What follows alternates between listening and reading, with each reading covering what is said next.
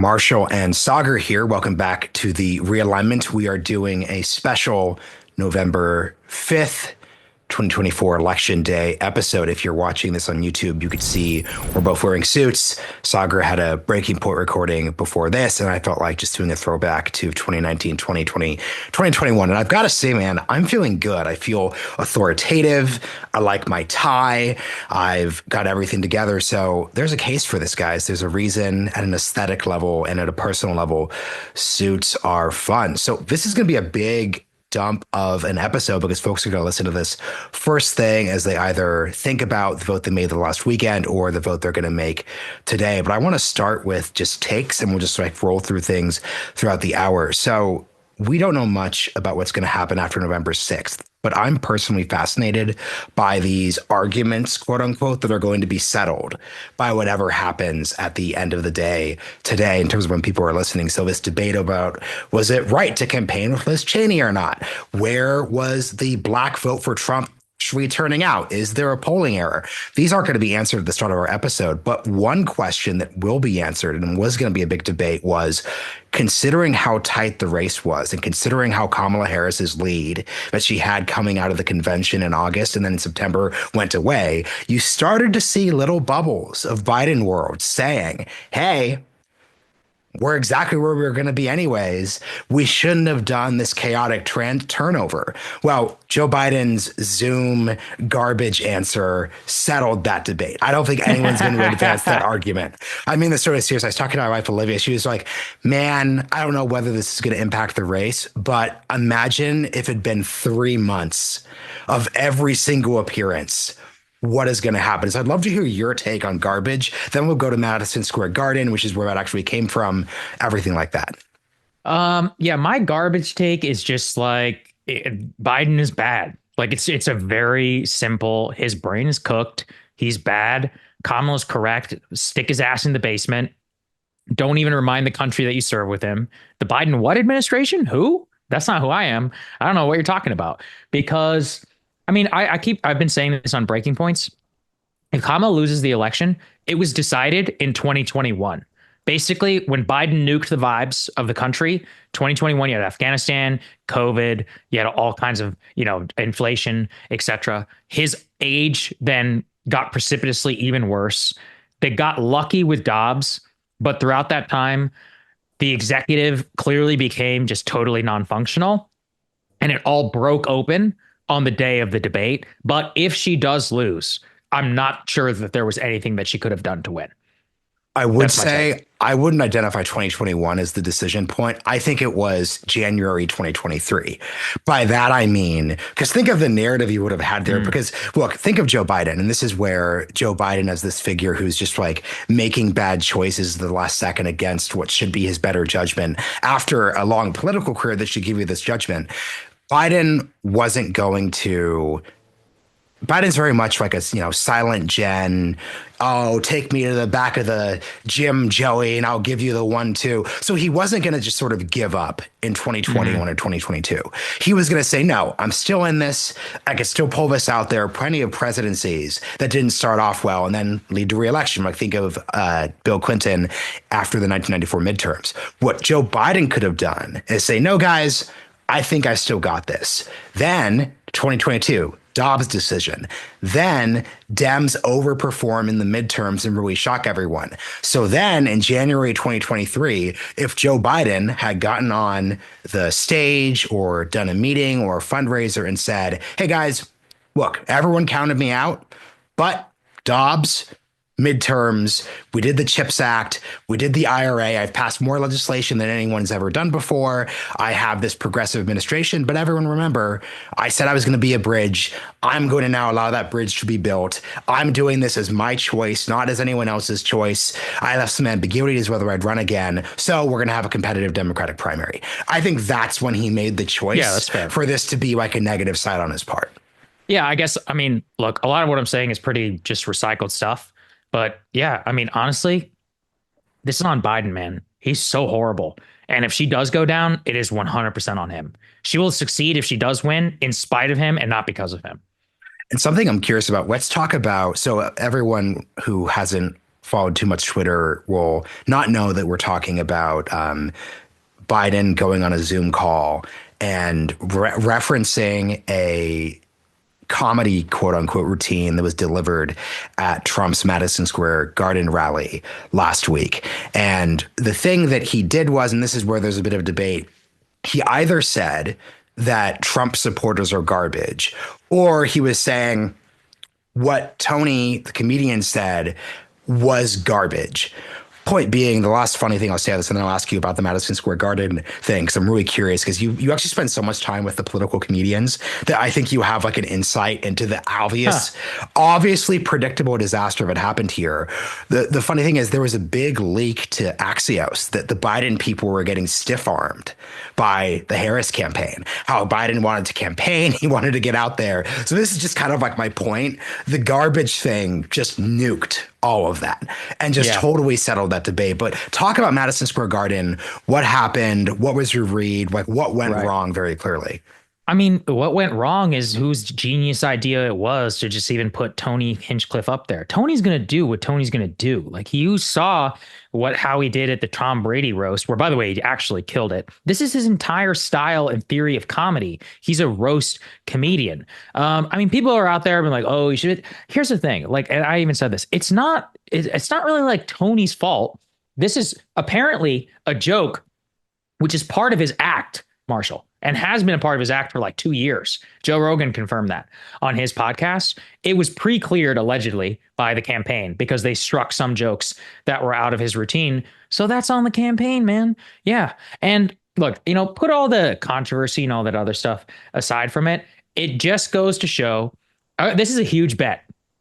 I don't know which way this bet goes, that the podcast bro demographic will come home for Trump, will overwhelm the suburban vote, traditional constituencies, and create this like pan ethnic like bro coalition. By the way, I'm not gonna put that down. I still think there's a very, very high chance that it could be. Obviously, it has massive like sociological implications, regardless of whether Kamala wins or not, because I do think the gender gap will still be historic, regardless of the results. It just shows, though, that you should take this stuff seriously, but not literally. You should go on Rogan and make your case. You should go on Theo Von. You should go on Flagrant. But Marshall, haven't I taken you to a Schultz show before? Yeah. Are we hiring Schultz for a political rally? No, we're not. It was out of control. It was out of control in the best sense of the term. Yeah, and it was funny. Yeah, it's very funny. The abortion jokes were out of control. Right. The Haitian jokes. Remember, there were all those Haitian jokes, and this is pre-Springfield. And it was fun. By the way, it was extremely funny. Well, can I say something about Schultz, by the way? But this is the difference. And it's not just that comedy doesn't work. It's that I think Tony himself as a comedian was a bad comedian. So Andrew Schultz did a bunch of Haitian jokes. But even within the joke, you could kind of see that it was like out of love. Or I could kind of imagine like a Haitian guy kind of like laughing at it, like knowingly.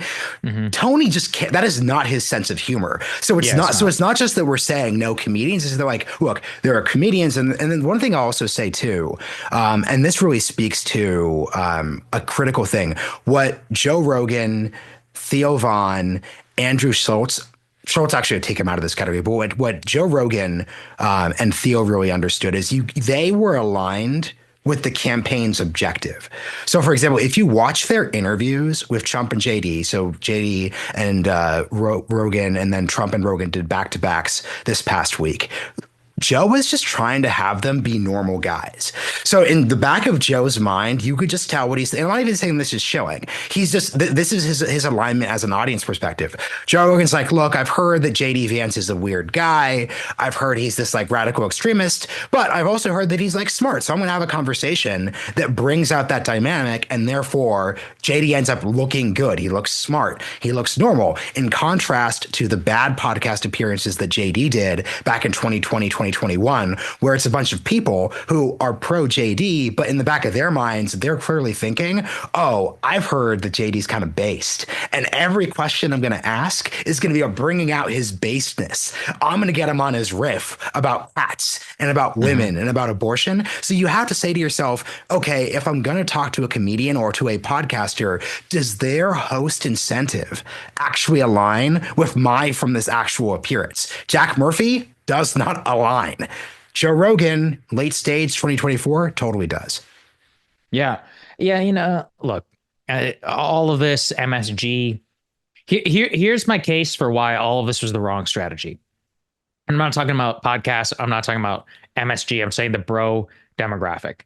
Right now, the decorum voter is showing up big time. So right now, Trump is currently trailing Kamala in the senior vote, early vote in PA. Am I going to bet my whole house on that? No. I'm just telling you that's a problem, right? In general, because usually Republicans win the senior vote. The senior voter, much more likely to watch mainstream media, much more likely to be a decorum voter. They have very different economic interests than you or I.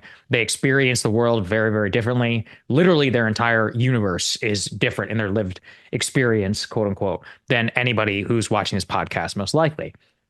Those people hate the podcast demographic. They hate podcast style humor. They love like Jimmy Fallon and Stephen Colbert. I mean, the entire reason that YouTube comedians exist is because of their antithesis of that. So for the very reason that they're popular, relatable, funny, authentic, or whatever to you, to me, to people who are watching this, is the very reason that it would turn those type of people off. And when you're in a numbers game, that numbers game tells us those old people are much more likely to vote.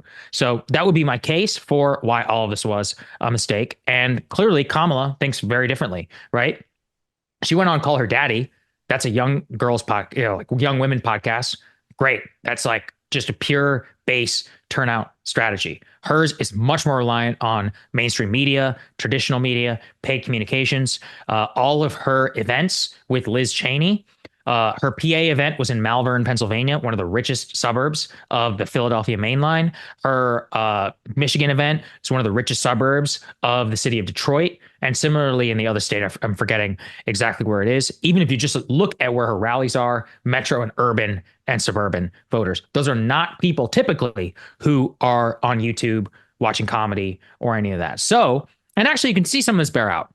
Like there was I think Data for Progress did a penetration poll to be like which stories have penetrated the most. Number one was McDonald's. Number two was actually Kamala calling Trump a fascist, which again, I don't know why. Unpopular in these spaces. Yeah, right. But so there's no way to know whether that was like in a positive or negative light, but it was like number two was the most people have heard of it. And then actually MSG was number three. And my theory of MSG was because it got picked up by the mainstream media. And this is where I beg people, do not underestimate the power of the mainstream media, because it's not just about numbers. It really is about setting the conversation, and specifically amongst older voters. I mean, remember, guys, the median voter in this country is a 55-year-old white dude who didn't go to college. So you got to think about who that person is and the world and the stuff that they swim in, because it's not you and me. That's for sure. I'd love to hear, I'll give my thoughts real quick, but I'd love to hear your thoughts on this. The debate over whether or not Kamala needed to go on Rogan. My take is that basically it was probably too late to matter anyways. And if there was a time for her to go on Rogan, I think it would have been in August or September, when there was a real opportunity to be like, hey, Joe Biden would never go on Joe Rogan. I'm going on Joe Rogan. I think Joe would have liked that. I think it would have put him in a good place as like an interviewer who's like frankly pretty friendly and conversational for every single person he wants to talk about. There would have been lots of like differentiating opportunities. But by this point in the race, like how many like Rogan podcast audience, young men, increasingly into the right people, was she probably going to sway at this point? I just think this was like a too little, too late. I don't think JD's appearance is going to matter. I don't think Trump's appearance is going to matter, given how baked in things are at this point. But be curious like what you think about this. I'm not saying I don't think she shouldn't have done it, but yeah, I don't think it's going to matter either way. Here's why I think she should have gone on, right? And I think this for both of them. By the way, I'm a person who thinks Trump should have gone on Call Her Daddy. I really believe he should have gone on Call Her Daddy. Did Alex invite him? I think he should have. Yeah, she did. They said no. They made fun of her, which I think is stupid. He should have done a lot more. I think he should have gone on The View. I think he should have gone on Call Her Daddy. I think he does very well in adversarial spaces. And I think his humor and his lifetime of being a celebrity who knows how to deal with Oprah and those types of people is, West, frankly, one of his best formats. So I think Kamala should have gone on Rogan because, look, I think when the race is this tight and it is genuinely 50-50, you should just do everything. And by the way, Rogan literally said, if they don't want to talk about policy, that's fine. He's like, I just want to know who you are as a human being. We can talk about this if you want. And I was like, so I tweet, I've gotten a lot of pushback on this. I go, I don't care who these people are as human beings. I'm like, I read enough about politicians where almost all of them are bad human beings. Even the good ones are bad and do bad things Oh, that I we're would gonna never get in an do. argument about this. So I don't really tweet and I don't quote tweet you Yeah. out of friendship decorum. I hate when people Mm, like do the yeah. professional wrestling thing. But yeah, so make your case because your tweet was, I think character doesn't matter. I think that was like pretty much the wording. Yeah, Give I your said case and I'll character. I counter. said I don't think character matters. I don't think character matters at all. I think it could be a negative indicator. And everyone is like, oh, how could you say that? I think judgment matters, but judgment and character are not the same. And I mean, I could go through a litany of the personal lives of all of our presidents. Many of them are narcissistic sociopaths who nobody would ever want to spend time around. In fact, their greatest political skill is shrouding their narcissism and their psychopathy into thinking that they give a shit about you. In some cases, they do, but they're extremely well-oiled machines that are very, very, very good at honing that in. But at a core level, if you look at the individual choices that they make inside of their family lives, these are not character-filled people. Now, that's very different than judgment. I guess if I could have expounded on that, I See, would have okay, talked I was about gonna push you judgment. on this because like What? I feel as if you're sort of responding. I think people have beef with your take, and I'm beefing with your take because Mm, you're responding to the Liz Cheneys of the world. And what I would basically say is, oh, let me give you the perfect example of like character and judgment basically being fundamentally intertwined. To get all bulwark here, Mike Pence had every reason from a pure incentives perspective to do bullshit on January 6th. He had every incentive from his political future to the fact that he was the active vice president to play along and pull bullshit, putting aside like the debate about whether or not his life was at risk.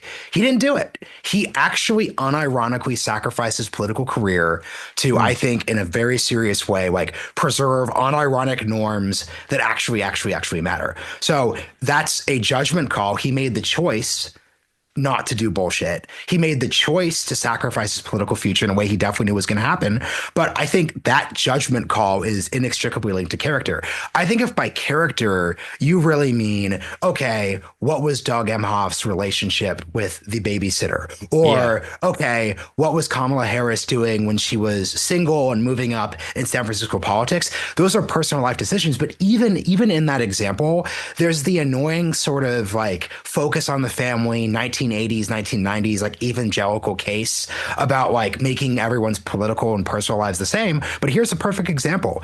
Everyone knew from the 80s onwards that Bill Clinton had character issues when it came to cheating on his wife and to engaging in like risky sexual behavior. So on one hand, we Mm. could say to ourselves, like, look, like, did that have anything to do with the fact that like America had a booming economy in the 1990s? That he like successfully, like if you're a Democrat, you're saying to yourself, like, look, we've lost multiple blowout elections in the past 2 decades. I want a Democrat who could actually get reelected. Bill Clinton does all of that. But we should also not forget that what ends up destroying the second half of his presidency ends up destroying the chance to like make the federal budget actually be balanced and actually work. What basically wrecks Al Gore's chances of winning reelection? His personal decision, his character decision to, for no good reason, have a sexual affair in the Oval Office. So I guess Yeah, my but point is the just sort of like, confounding yeah, the confounding point to that is if Clinton had won, he would have won.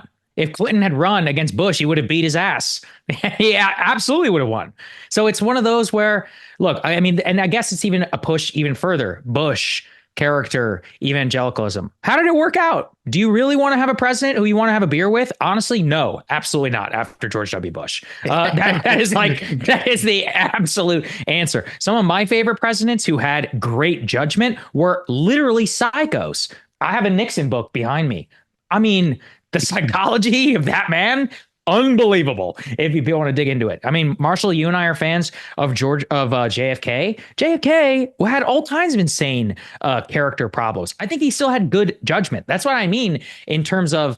I think it takes a level of narcissism, emotional detachment, sociopathy, and psychopathy to get to a point to have really good judgment in extremely high stakes decisions. And you see that in war. That's why people who ascend to the highest levels of politics, and actually Mike Pence would be a good example of like literally why he's not going to be president. It's like, okay, well, at a certain point, like character puts you in positions where your political incentives often do not align. Now, some of my favorite presidents also are people who use their quote unquote good character and all of that, combine it with great judgment, great political savvy, and use that to try and shape the country in different directions. But the reason why I can't look past the personal out of all of this is that the universal theme of the president as a character at a personal level is extraordinary narcissism. Extraordinary narcissism that the average person cannot even comprehend. I mean, think about like Theodore Roosevelt. Whenever his wife dies and his baby is born, and he sticks it with his sister for years and just goes and pieces off to South Dakota. You can excuse it and you're like, oh, well, he was depressed. Yeah, well, she felt burned and unwanted for her entire life, Alice Roosevelt. FDR, Eleanor Roosevelt breaks down and is like, please stop cheating on me. He's like, no, I'm just not going to do it. And literally dies with his mistress in Warm Springs in Georgia. Continues the affair for his entire life. His own kids know it. It's insane. The last, I would say decent president who also had good character was Harry Truman, and Harry Truman was a complete accident. Historically, never would have gotten himself elected. Don't erase George H.W. Bush here. Yeah, but you see, even with W, I mean, look, you got to judge a man by his kids too. So it's like, well, you've just opened up a whole other unfair debate. Look, here's what I'm just going to push you on. So you started this by saying, I am not editorially interested in Joe Rogan. I'm not interested in their character or who they are as human being. Yeah, I think it really matters. I think so. For example, let's look at George W. Bush. I did a whole episode on this. The whole problem of can I just say, one thing with HW, didn't get reelected. So there you go. Yeah, see, you're doing classic Saagar and Enjeti debating style. I could see visions of you in high school where you're throwing three different, and this is how debate works. So folks who didn't debate, you just raised three different counterpoints. Yeah. You're like, doesn't get you reelected, doesn't impact things. I'm also not personally interested in it, by the way. Yeah. So very good, effective debate spreading here if I was writing this down as we went. But here's the key thing here.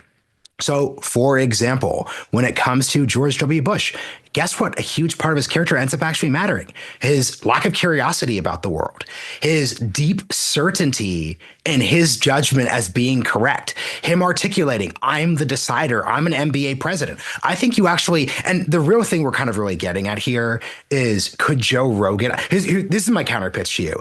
I think there's a very, very effective, very well-read presidential historian who could get character level, who are you level questions out of a presidential candidate that would deeply, deeply, deeply matter.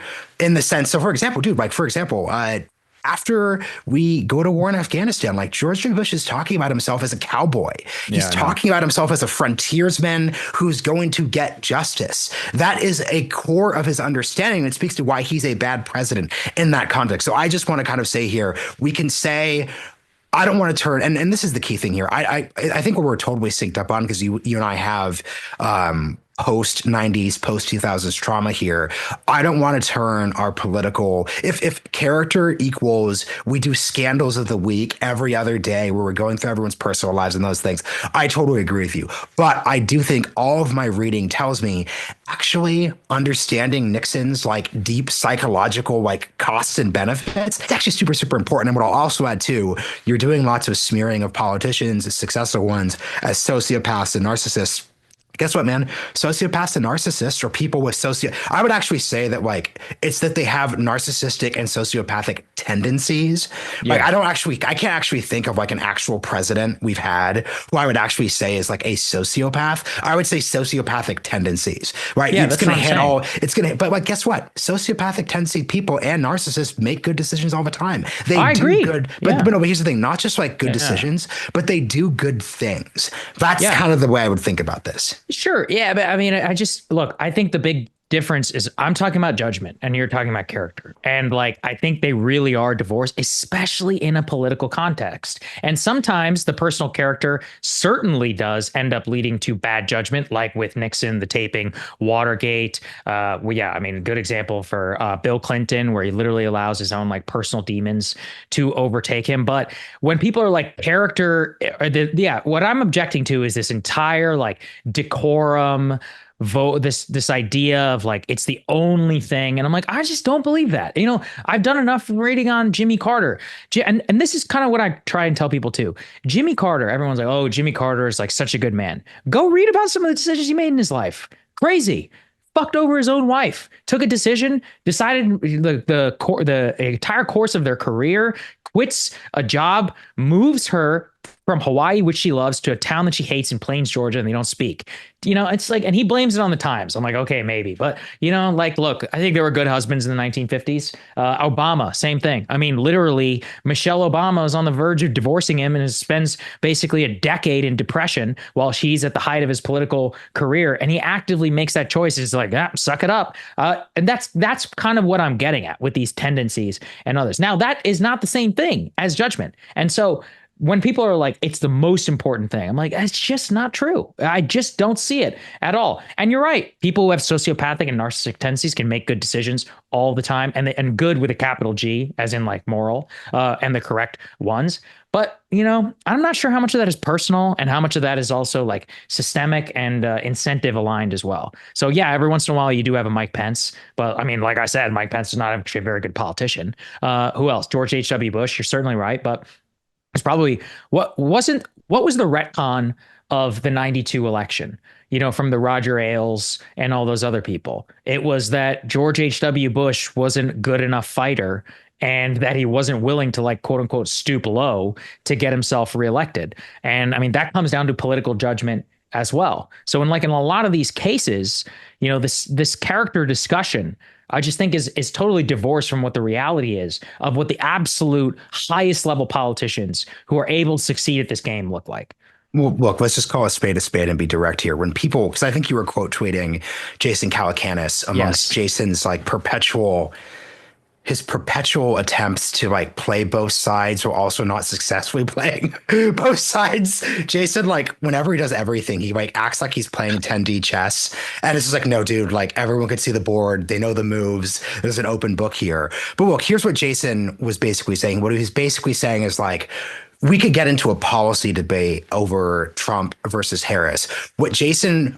And Jason also isn't expanding on this because, like, frankly, how right-wing his audience is, they get really mad. Here's what Jason is basically saying. What Jason is basically saying is, I know for a fact that Trump did do January 6th and would do it again. I would bet he would do it again. Kamala Harris wouldn't. Therefore, at a literal judgment call level thing, that is why I'm going to vote for Kamala Harris. That is what people really mean by the character counts thing. And they're just summing it up into a convenient, straightforward slogan. So I think once again, I think if people are a little bit more about the direct case they're basically making, because like, and you know this too, like this is kind of like the frustration I get when I really don't like politics as debate club.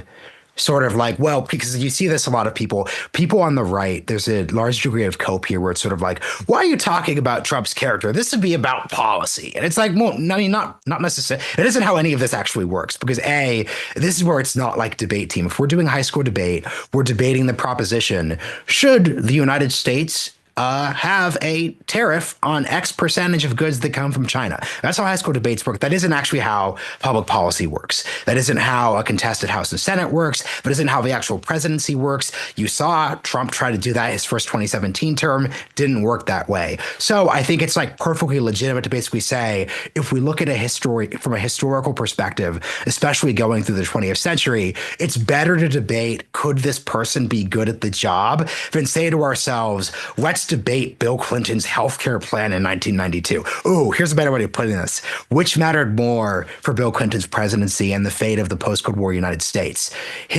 Weirdly, NAFTA would have mattered, but I think there are like unique policy issues that like really matter. So man, that's a funny election.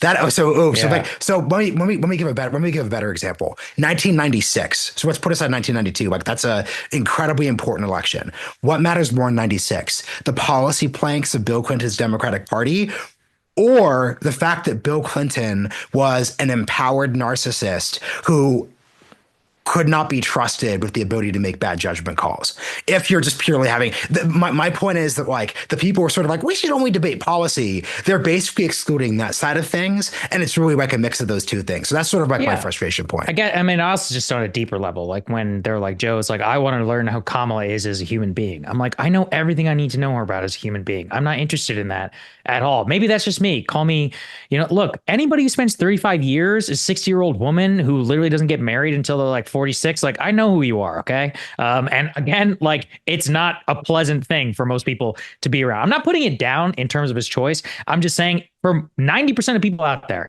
99% of people out there, if you want to go to a barbecue or whatever, like this is not necessarily somebody you would want to be around. And I know this because I know a lot of these types of people. And my point just on that is who she is as a human being there is genuinely not interesting. What is interesting to me are the judgment questions like you were talking about, kind of like in an ideal world with a presidential historian would be like, so like, how are you going to make this type of decision? Like whenever you think about this, what in your life experience has given you the ability to have good judgment on these matters of life and death? So like with JFK, and that's why it's a really good one to think about, where you have somebody who's literally sleeping with teenage girls whenever he's a president and doing like psychotic and weird sexual behavior, but also whose experience in World War II and his wide ability to read from age like 16 on and be exposed to the highest levels of diplomatic politics and others gives him the confidence, the judgment to be able to tell Curtis LeMay, no, we're not going to bomb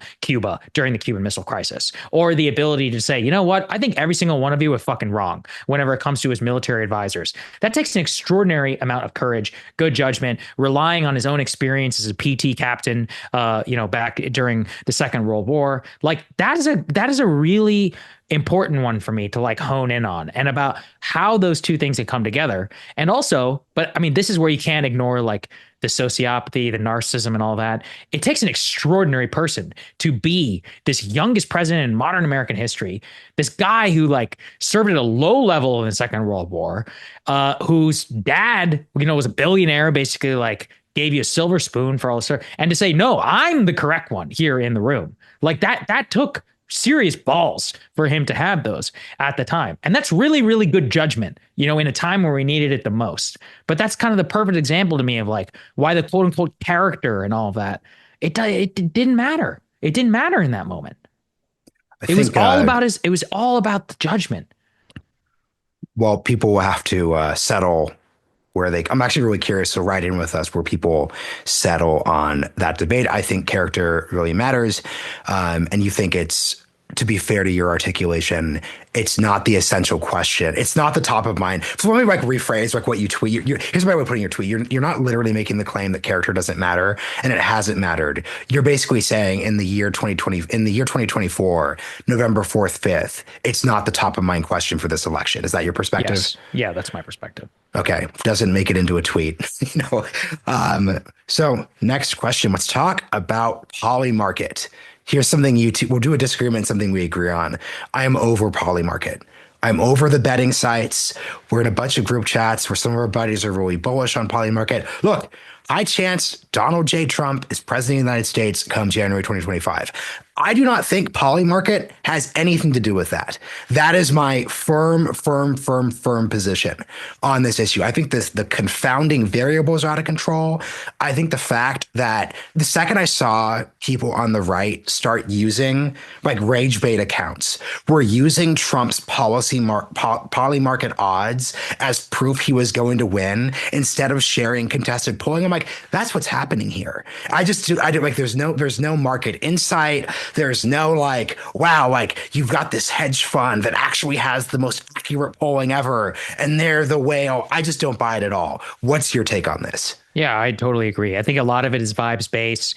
I mean, look, markets are made up of the people that are inside of them. This is a site which is made up of crypto and of people who know how to get crypto to work. So it's disproportionately male. It's disproportionately people who, probably are very on Twitter, which itself can be like a self-fulfilling mechanism, and who know how, who are young, who are probably like in general going to be more right wing. So of course, course, it's going to be the way that it was. That's why, I totally agree. Anybody who thought they had inside knowledge it's being ridiculous. If anything, it's very likely it could have been used for propagandistic purposes. I will say, for those of you who wanted to take the other side of that action, there is a fuck ton of money to be made out there for betting literally against what a lot of these vibes-based strategies were. Because, and I have monitored this stuff almost day in and day out, because I love, I love to read books about good, like really good gamblers, and I think the gambling mindset, again, I've talked about it before, and it's huge problems. And by the way, sports betting online should be illegal, but it's not. So, whatever. So like the insight that we have gotten into this being really, really good requires you not only to just go against the grain, but to go against the grain strategically, to divorce your emotions. And a lot of the bets and other people I see betting out there are not doing this in a professional manner. And this isn't even to put them down. Over 90-something% of the people who bet sports do the exact same thing. That's why only it's like 0.05% of the betting market are what they called sharp bettors, which are people who they don't even have inside information. They have a better model and ability to look at where things could be. And I mean, a key insight into sharp mindset would be this: Eagles versus Cowboys. Okay. They don't care about the Eagles. They don't care about the Cowboys. They think that the Eagles will score one touchdown based upon a model that they have. Vegas, is scoring it so that the Eagles have to get more than one touchdown to win the spread. So they are not going to take that bet, even though they think the Eagles are going to win. Now, maybe they'll take the money line or whatever. But if they see it as the Eagles could cover the spread with a single touchdown, then they'll try and get in there. Or they'll wait until enough dumb money puts itself on the line, which moves it differently, and then they'll get in at the correct opportunity. That's like what a real like arbitrage, like trading mindset teaches you. And yeah, we know for a fact that this is obviously not what's happening right now on Polymarket. And the real evidence for that is like, oh, it's like people putting their money where their mouth is. It's like, by that standard, anything in the crypto space that was blown up to the tune of hundreds of billions of dollars, like NFTs and other things, would have been like efficient market. No, it was total speculation and bullshit, right? And it completely went bust. So the idea that they have any sort of inside info or any of that is ridiculous, totally ridiculous. See, and what's interesting here, and this is where what we're basically arguing against, is the idea that there's any like wisdom of crowds when it comes to this phenomenon. I would be interested in a contained experimental market that said, we're going, because you could actually do this. Let's say there are 1,000 people who work in polling, punditry. Mm-hmm. This is their day job. This is all they do. And all right, now we're getting the generic response on all the podcasts, all the newsletters of like, we don't do predictions. But obviously, in the back of their mind, they think there's something real. I'd be interested in a contained betting market of those people, them putting their money where their mouth is. I want to know what Steve Kornacki thinks privately about this. You know what I mean? Like, I want to know what that crew of people thinks. I do not care what some like 18-year-old degen thinks about any of this at all. Or I'd be interested in a market that basically forced everyone to put their money in. So once again, like, we actually need to unskew Polymarket. I want like the center left 40-something woman who voted for Romney in 2012, Trump in 2016, but Biden in 2020, but really didn't like inflation. I want to get her bet into the system, and she's just not there. So I just don't care what it actually says. So no matter what happens on Polymarket, people could say, oh, like they totally called it. I don't think they called it. Polymarket was always going to say Trump was going to win this election, because that was right. I think that was always going to be the result, and that's going to be the deal no matter what. And people are asking, well, Marshall, why are you putting your money where your mouth is? My wife works at a venture firm, so I literally like cannot like do. I can't do this. No, that's not why. It's because you're a U.S. citizen. Remember that? All right. So we're not allowed to bet on Polymarket. But my point is, I guess I didn't even look because I just can't do it. But like, can you explain this real quick? Oh yeah, U.S. citizens. Terms of service, you're not allowed to bet in Polymarket. It's illegal in the United States. You could get around it using a VPN, but you are technically breaking your terms of service, and they could choose not to pay you if they don't want to. I mean, that probably won't happen just because there's probably like literally at this point like thousands and thousands of people who have done it. But that is a risk that you are doing when you're conducting commerce on, illegally on crypto and intentionally breaking terms of service use cases. I think there's only one. What's the only legal one? I think it's Kalshi. And even on Kalshi, Kamala's actually up pretty high right now. There's another website, I think it's called Manifold. This is a big Yeah. one in like the rationalist community. And I think Kamala's doing here. I'll check it right now. Will Trump win the election? They have it at 54. That's exactly in line with the Nate Silver Yeah. analysis. So that's a lot more rational. That's another good example. Different markets are different markets comprised of different people have different prices. Yep. And it should be noted on Kelshi especially, it's converging closer to the polls being 50-50. Mm-hmm. That's the key thing. Okay. So in this last two sections, so we've been thinking about realignments in this era for the past 8 years, right? Like 2016 was really impactful for us. I'd be curious we have a realignment framework perspective, which weirdly just still hasn't gotten that far, right? Like I'm doing a PBS documentary and they're like, wow, like JD Vance was questioning the market in 2019. And I'm like, yes. So boring. Wow. Tech billionaires are leaning to the right. This is crazy. I'm like, yeah, Boring. man, I met these guys in 2018. They were pretty Trumpy. That like, whatever. Less fascinating, you think. But what has been something that hasn't surprised you because you've had a realignment framework? And what is something that has surprised you because in spite of like the realignment framework? I don't know if there's anything that's really surprised me. That's not narcissistic. I just literally do this shit every single day. Like I have to hoover all this stuff up into my brain. Let me think. The main one that does fit currently with the major realignment thesis is just the way that early white vote is trending for Kamala Harris and for women and for on the abortion subject. I'm trying to think of things that were genuinely surprising. See, the thing is, I can't say the gender gap is surprising because I've been doing monologues about that for like 4 years. Okay, About the right. I'll give one. Yeah. It's basically, and once again, I didn't just mean like surprising like Uh, today, just within this 8 year period, it's the abortion issue. Like that's just oh, like the sure. obvious, because once again, the thing that's weird for me is because you and I are so political. I was someone who was thinking, wait, like 2016, obviously abortion's up for the vote because a couple of Supreme Court justices are going to retire.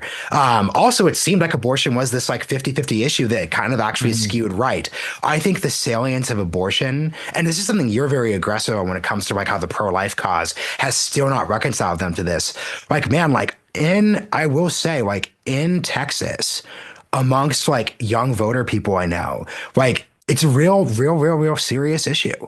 It's driving a lot of like the engagement. I think it was kind of easy to categorize this under like generic, like, oh, like lives being live stuff, but it's like a real thing. So I would just say that if you talk to us in 2019 saying, hey, look Oh, out that's 5 fair. years from now, what's going to be surprising? You and I would not be surprised by young, decentralized men who didn't go to college leaning away from Dems, not just because they're Gen Z activists. We would be surprised to, like, for example, to your point, if Kamala wins on Tuesday, it's going to be abortion. That is going to Yeah, be the no question. and I think that would have been a surprise to everyone. And that's going to be the issue. And frankly, I think Republicans, we have to think about this hard. Even if Kamala loses, it's still abortion because guess what? Dems are running ahead of the other Republican candidates. The only reason why Trump is even functioning under an abortion dynamic is because everyone secretly believes that he's actually pro-choice or that he didn't Yeah. intend for these things. Like Trump succeeds, and this is why Trump's outrunning the Senate candidates for a reason in all these different states. So that's the critical thing there. Yeah, that's a good point. I like that. I totally agree. So yeah, I guess I was zooming in too much. Definitely, obviously, I was surprised by 2022, as everybody could see live. Yeah, that was we were both like the tape is there and we just had the like that was just a funny experience to me because like there was a breaking points correspondent in a gym in I think Western Pennsylvania and he was sort of like, oh, like turnout's not very high for Fetterman here and we are just sort of like, oh yeah, well this accepts. So this is why I've just like turned very just stoic on this actual thing. But this isn't even just a like I'm not going to make a prediction. It's really just sort of like that is just a very visceral experience I think for everyone who's on that set that day. I want to talk though about confidence levels. I think right now all the GOP people I know are like way too confident. Oh Just to be like yeah. very direct about it. And part of the like Will Stancil sort of like alternative left online take is that all that is like setting this up for January 6th 2.0. I do think there are some actors who are behaving cynically that way, but like having talked to a lot of people, I'm like, no, no, no, no. Like when I see people on the right when I go to like different social events and I say like, yeah, it's like 50-50. And honestly, there are some days where I'm like, nah, I think Kamala is going to pull out the Rust Belt. It's going to be tight, but she's going to win. They're shocked. And these aren't people who have any, like, A, like they wouldn't do January 6th 2.0, but B, they're just like in this space. So that's just kind of like my read now. And my advice for everyone is really just like, this is not in the bag. And I think anyone who's telling you they're unduly confident is like kind of stuck in a bubble on this. Oh What's your yeah, that's a perspective? real information problem. Yeah, I mean, look, I what I have also realized is that there's a huge amount of the GOP commentariat, which is like trying to demoralize the left by being like, we're 100% and all of this. And I mean, I actually think it's the wrong strategy, because like right now they have it that the Dems are so neurotic that they are definitely trying really hard to vote. So I think is it really is like the wrong, it's a real misunderstanding of like the liberal mind and of the neuroses that permeates like the democratic machine. But I'll put that aside. You're not wrong. And again, this comes from bad information. If you think that, then you have bad information. Like you need to look at the most accurate predictors from last time around, and you should roughly come to a period where, yeah, it seems like it's a close election. Not even with the polls. You have a historically unpopular party, incumbency, disadvantage, blah, blah, blah, all of that. I just gave it there at the true fundamentals for why you would have a Trump win. You also have Donald Trump as a very unpopular figure. You have changing demographics in a lot of these different states. By the way, it does look like if Kamala wins, it will be a shocking turnabout from 2016, which is hilarious to me, actually, because the turnabout would be this, is that Kamala wins the depressed Rust Belt states, which have had no net in migration. And she would have won on the backs of seniors and whites, whereas Trump would win. What did Hillary say? Like the areas that are doing well, he would have won all of the dynamic Sunbelt states with huge net in migration and booming economies. And she would have won on the back of the issue of abortion, whereas the economically minded voters actually would have turned to Donald Trump, which, look, it's a very real scenario actually in her path to 270s, which I think is kind of funny. But I will be surprised by the outcome, by the way, if that does happen. But I think I will say if that happens, this is also a way that the realignment 2016 framework like wasn't correct because so much of the Biden president, and actually, I guess it would be correct because so much of the Biden presidency and the Democratic reaction was like, we could never have the blue wall be penetrated ever again. If she wins under those circumstances, there was some truth there, but I've just been honestly, from a 2019 perspective, shocked at how little this is like an economic policy debate. Oh, like yeah. inflation is like a specter, it's like a force, but it's like what's Trump's like actual inflation plan? And sorry, I'm going to go there. The tariff policy could be a good idea, but like if your number one priority is not causing more inflation, you're not starting with a tariff policy. And I could entirely see an argument that like there are these reasons why I'd want to prioritize that over inflation, but like we're not having a big great debate around how to like reduce inflation. This isn't an economic policy. And this is also why I'm just like rejecting the idea that we should turn elections into policy debates circa high school. Okay, so last section here. Wait. No, let's meditate on that. People don't vote on policy. Sorry. People get mad. This is like the character thing, Marshall. People get so mad at me when I'm like, you're not voting on the issue of the economy. And they're like, well, we buy grocery. I'm like, yeah, dude. I'm like, you're just not doing that. And the reason I know that is because campaigns have great data on the issues that actually motivate people to come out and vote. And I, because of my in-laws, actually watch campaign ads in those states. It's all immigration and it's all abortion. There's a limited amount of taxes, stuff like middle class, whatever type policy that Kamala is throwing out there. But the number one reason why people are changing parties, in particular, that's what people really want to look at, right? The issues that have cross like swing ability to get people out is not policy related. It's almost entirely cultural affect, vision of the country. That's why you just said said about tariffs. What does tariffs and immigration have in common? It's about a protectionist mindset. It's literally extension of nationalism as a America concept first. about America first, which doesn't mean anything because you can also have Mike Pompeo and Tom Cotton support your campaign. So it's like, what? How does that work? This is why people were talking about MSG, and Crystal and I were having a debate, and she's like, it doesn't make any sense to have pro-war candidates. And I go, it's not about that. It's about a big tent for grievance against the establishment. That's it. Okay. Like, let's all be very real about what's happening here. Yeah. Like, thank you for saying this, because I have just told, because I've lived in this space for so long. Yeah.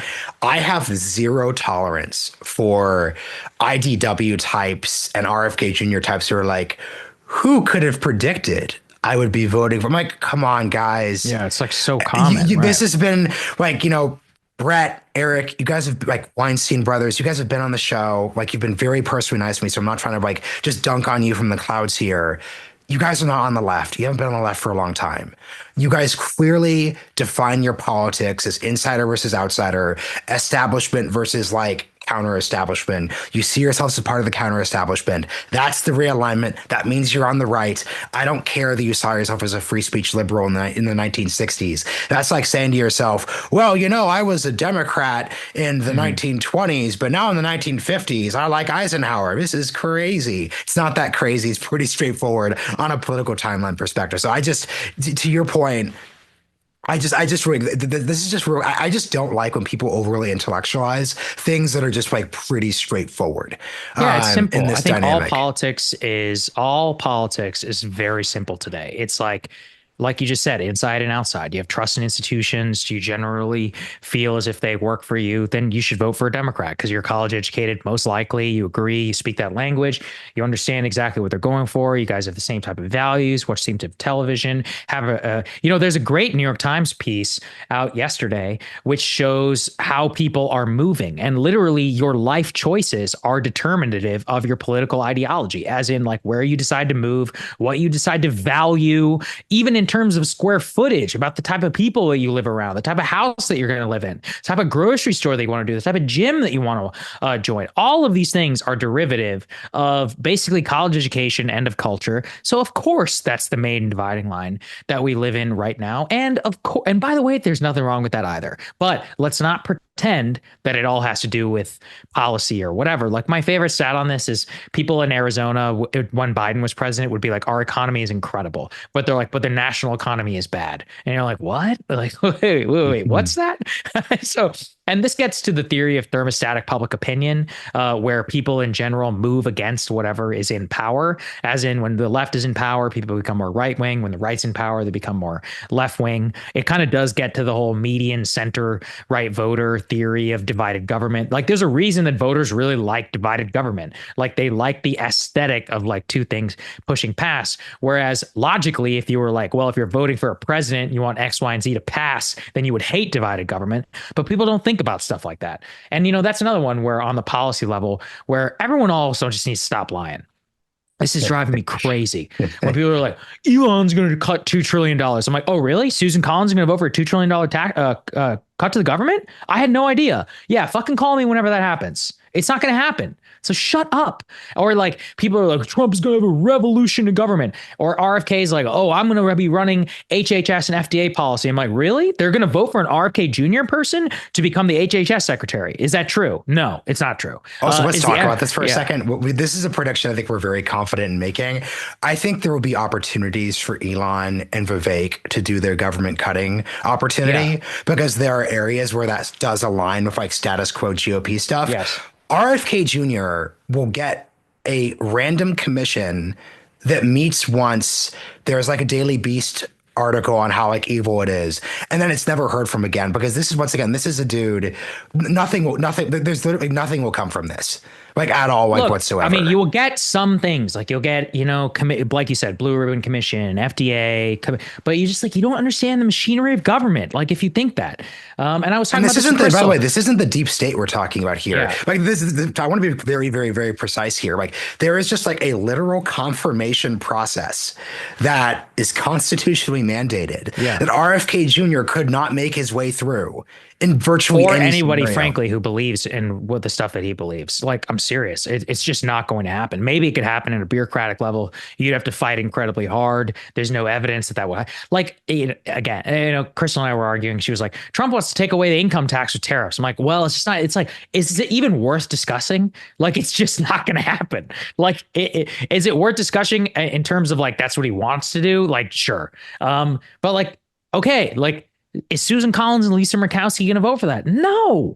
Like, and I said on the show, I go, look, I'm going to call it right now. The deficit is going to go up under Trump. I'm like 100%. They're going to extend the Tax Cuts and Jobs Act. I was like, they will likely cut the corporate income rate, the income taxes. They'll probably cut capital gains. If the Democrats have one of the houses of control, military spending is going to go way up. Yeah, there will be no change in the overall audit shit or whatever. If the Democrats hold a single house of Congress, we will make a swap decision, the two parties, where they get to get a child tax credit and you'll get some TCJA extensions. And that's fucking it, by the way. There will be no grand compromise on immigration. And I did a whole monologue about this. When you're voting, you are basically voting for the current president for agency power, and that's it. Let's not diminish it. It can be very important. Lena Khan, Nuclear Regulatory Commission, EPA, the DOJ, how all the shit works, like HHS, FDA, etc. Lots of guidance, approval methods, and all that. But anybody like Kamala's like, oh, I got a $25,000 down payment assistance. Nice idea. Is the Republican Senate going to pass that? Not a fucking chance. Or when Trump is like, let's do no tax on Social Security. Democratic Senate doesn't pass that one either. Yeah, quite frankly. Right. Any John Tester is going to vote for that for sure. Definitely. Who else? What was that? Oh, Trump was like, I don't want to tax Social Security. I'm like, yeah, John Thune is definitely going to vote for that, bro. Like, what? Like, and like, this is what I mean, where people have extremely naive people, so-called, like, I vote on the policy level. If you did, then you don't know anything about policy. And I mean, I get this sounds like elitist and all that, but I'm like just begging you to like read a fucking book and understand how actual government policy gets through. And at best with these people, what you were hoping for is a moderately decent chance of their hand on the executive, and then obviously war and peace and the conduct of foreign policy where they do have extraordinary discretion. But that's the only area, if we're all being honest. My quick rubric I'll offer for people for the Trump presidency, if he wins later tonight, is the only hard things that Trump will pass through are things that a Republican Senate or House member would get primaried over. Or already agree with, or would get primaried over. You get primaried if you're opposing like a border wall from a Trump perspective. You get primaried if actually there aren't that many issues. That's the crazy thing. There actually are not that many actual priorities Trump has where he's going really aggressive, where there would be consequences for not going for it. No one is getting primaried because they oppose no tax on tips or the Social Security stuff or the income stuff or frankly even trade. I think that's like the really interesting they rubric fought here. him tooth and nail on trade last time. The entire Senate revolted over the tariffs. Okay. It's just, this is again where people, and then that's another fight I had where they're like, oh, he's going to put tariffs on. I'm like, guys, the Commerce Department only has national security designation on very few areas of the U.S. economy where they're allowed to put tariffs in: metals, soybean, whatever. I'm not going to diminish that, but that's not the same fucking thing as a 10% tariff across the board. It's just not. So we are at time.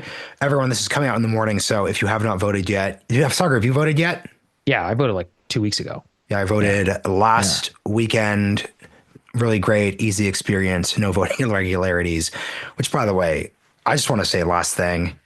I am going to be so exhausted if Kamala wins and just like these right-wing tech bros. I know they get offended when you say tech bros who've clearly been like laying the breadcrumbs, not even breadcrumbs, it's more like they've been dropping like loaves of bread behind them to try to stop the steal stuff. Just like, please don't. Just don't. So yeah, that's just like my closing word there if Kamala wins. Well, guys, this has been fun. We'll see you all after we know the actual results of the election.